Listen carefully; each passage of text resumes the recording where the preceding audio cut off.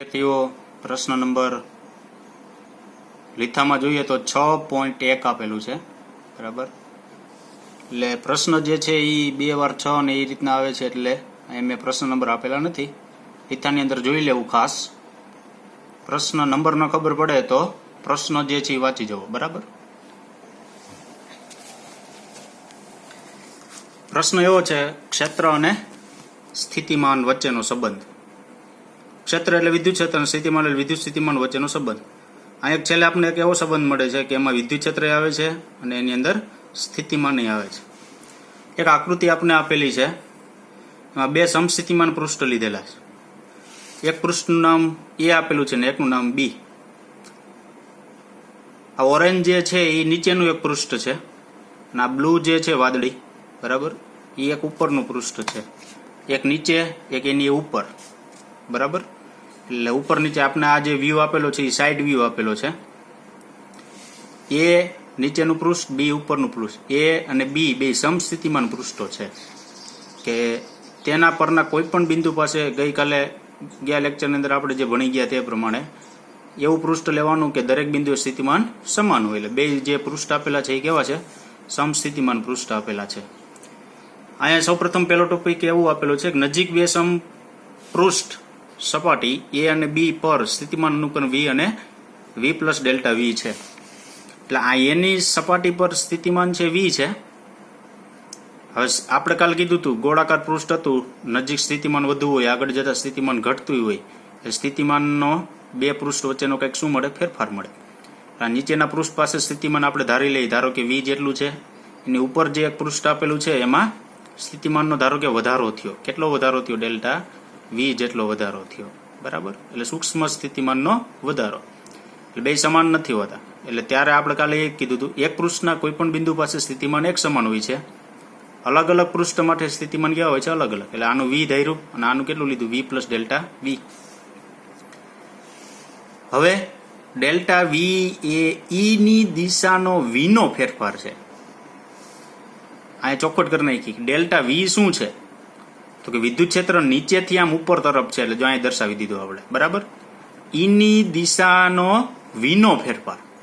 આ વીનો ફેરફાર એટલે તો કે વી છે એમાંથી અહીંયા પહોંચે ત્યારે સ્થિતિમાનમાં વધારો થયો છે કંઈક ડેલ્ટા વી જેટલો. એટલે અહીં ઉમેરો કરી દીધો. વી તો હોય સ્થિતિમાન, વધ્યું ડેલ્ટા વી. અને જો ઘટાડો થતો હોય તો માઇનસ ડેલ્ટા વી. અને કઈ દિશામાં છે? ઈની દિશામાં છે. એટલે કારણ કે નીચેથી ઉપર જાવ તમે એટલે પૃષ્ઠ ની અંદર સ્થિતિમાનમાં વધારો થયો. કેટલો? તો કે ડેલ્ટા વી જેટલો. એને ઉમેરો કરી નાખ્યો પ્લસ ડેલ્ટા વી.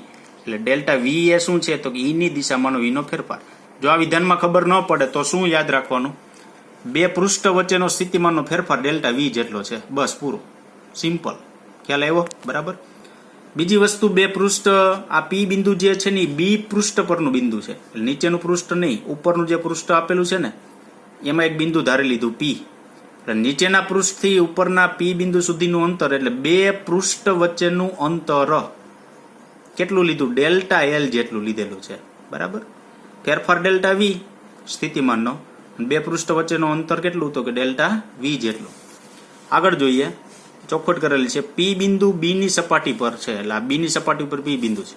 એથી પી નું અંતર એટલે એની સપાટી પરનું બિંદુ, ત્યાંથી પી નું અંતર કેટલું છે? ડેલ્ટા એલ જેટલું.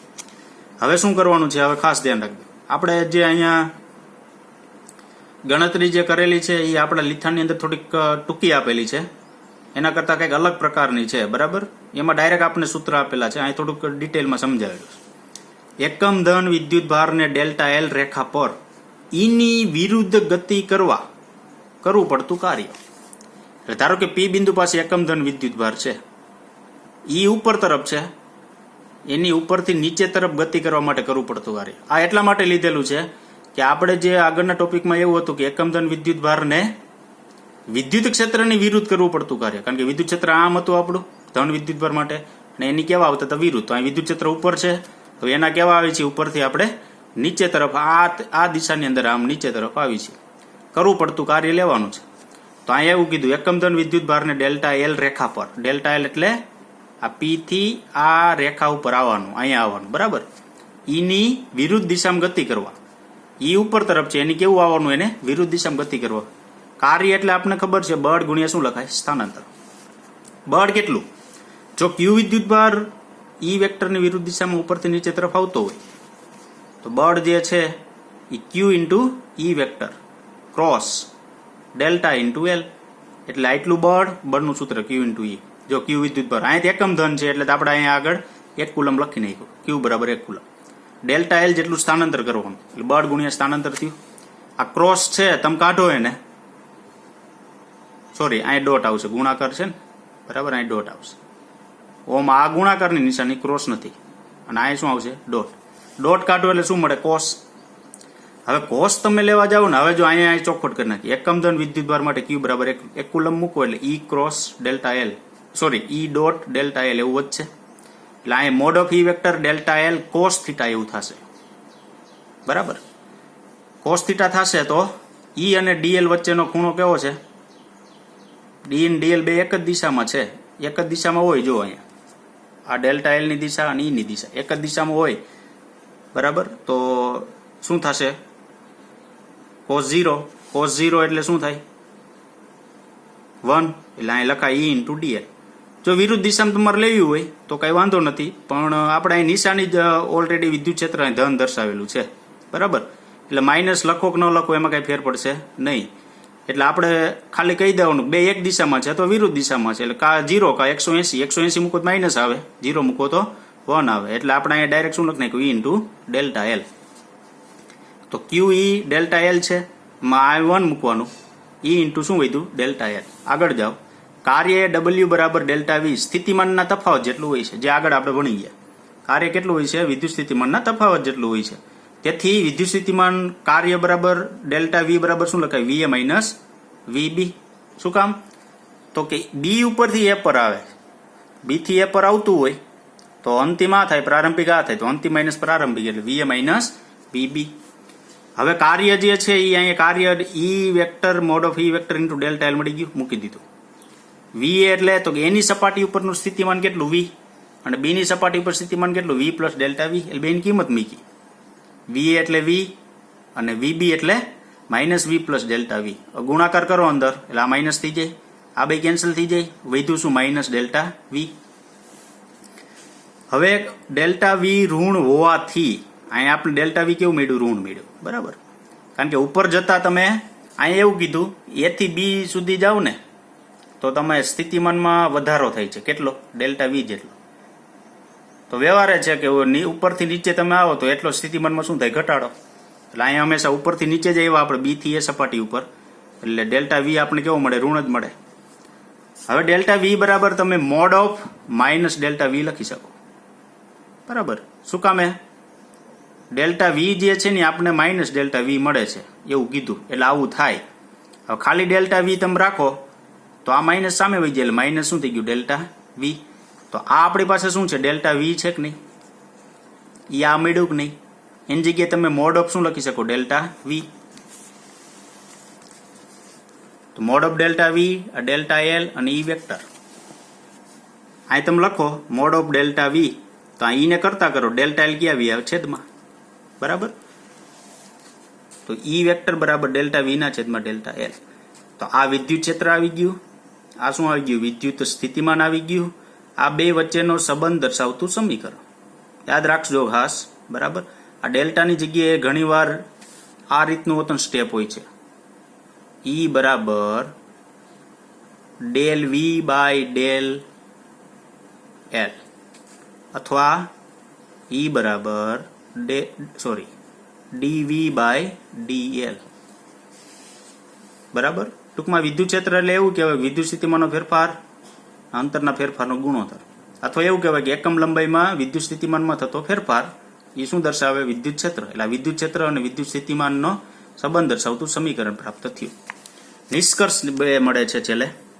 સૌપ્રથમ પહેલો નિષ્કર્ષ એવો છે કે જે દિશામાં અંતર સાથે સ્થિતિમાનનો ઘટાડો સૌથી વધારે ઝડપથી થતો હોય તે દિશામાં વિદ્યુત ક્ષેત્ર હોય.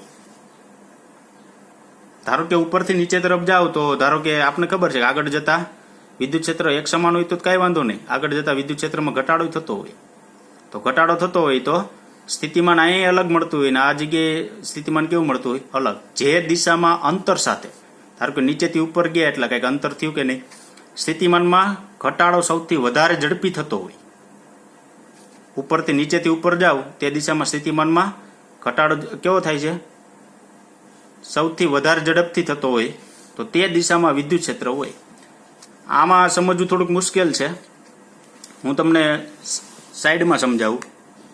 ધારો કે આપણી પાસે આ બે પૃષ્ઠ છે, બરાબર, આ વિદ્યુત ભાર છે. હવે આમ વિદ્યુત ક્ષેત્ર આમ જશે, આગળ જશે એટલે વિદ્યુત ક્ષેત્ર શું થશે? ઘટશે.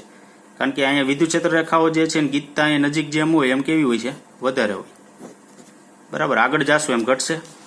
હવે જુઓ તો આગળ તમે જાશો એટલે જે આપણે એવું કીધું, જે દિશામાં અંતર સાથે સ્થિતિમાનનો ઘટાડો સૌથી વધારે ઝડપથી થતો હોય.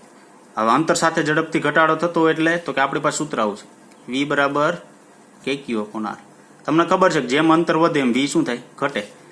હવે આ દિશામાં તમે આમ જાઓ અંતર સાથે આગળ, બરાબર, તો એમ સ્થિતિમાનમાં શું થાય? ઘટાડો થવાનો. એ જ દિશામાં વિદ્યુત ક્ષેત્ર હોય એવું કીધું.